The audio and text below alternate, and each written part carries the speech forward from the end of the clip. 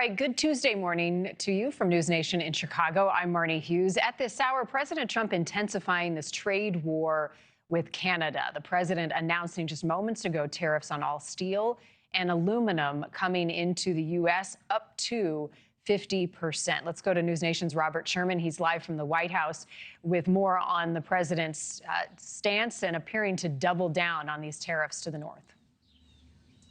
Yeah, here we go, Marni. The next piece in all of this has been moved, with the president coming out making an announcement of new tariffs that will come down tomorrow, he says. This is a statement that he put down on Truth Social. It says, quote, based on Ontario, Canada placing a 25% tariff on electricity coming into the United States, I've instructed my Secretary of Commerce to add an additional 25% tariff to 50% on all steel and aluminum coming into the United States from Canada, one of the highest tariffing nations anywhere in the world. This will go into effect tomorrow morning, March 12th, also vowing that if Canada does not lower some of its tariffs, the tariffs on automotive imports in the United States will be increased as well on April 2nd, when you have reciprocal tariffs coming in across the board.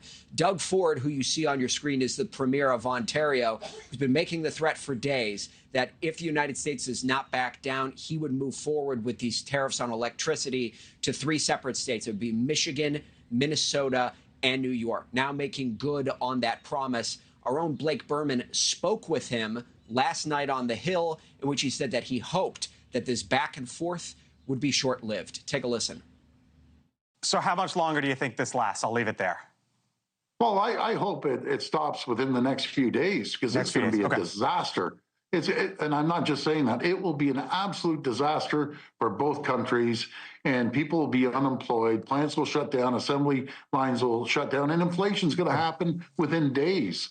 So this is unfortunate. One person's responsible, and that's President Trump. That has been the main message that we have heard from Canada, is that they have no intention of rolling over, no intention of peeling back any of these reciprocal tariffs that they are placing on the United States. The message from Ottawa is that they want this to come to an end, but they will not capitulate as a result of all of this. Marni? Robert, meantime, the president is going to be meeting with business leaders. This will be part of a roundtable later today. How might this factor into these important discussions? Well, this definitely comes down to the tone that we're seeing coming out of the White House. You saw meetings similar to these yesterday with tech industry leaders, big focus on international commerce and the role that they'll be playing in the economy going forward as you see all these discussions about tariffs taking place. We're anticipating with top business leaders, you'll have similar discussions taking place today that the president will be involved in. Now, that being said, Marni, something that the White House is not doing is changing any of their policies based upon the market performance, whether that's over the last few days or whether that's what we're seeing so far here this morning. Their message is that they have to stomach through this in order to get to the other side, which they believe will yield a net gain. And that is a similar message that you're hearing from Republicans all over Washington. This was Speaker Mike Johnson just a short while ago. I believe that the strategy is going to work. I believe that, you know, sometimes when you shake up that it's a violent thing on the table, right, in the game metaphor.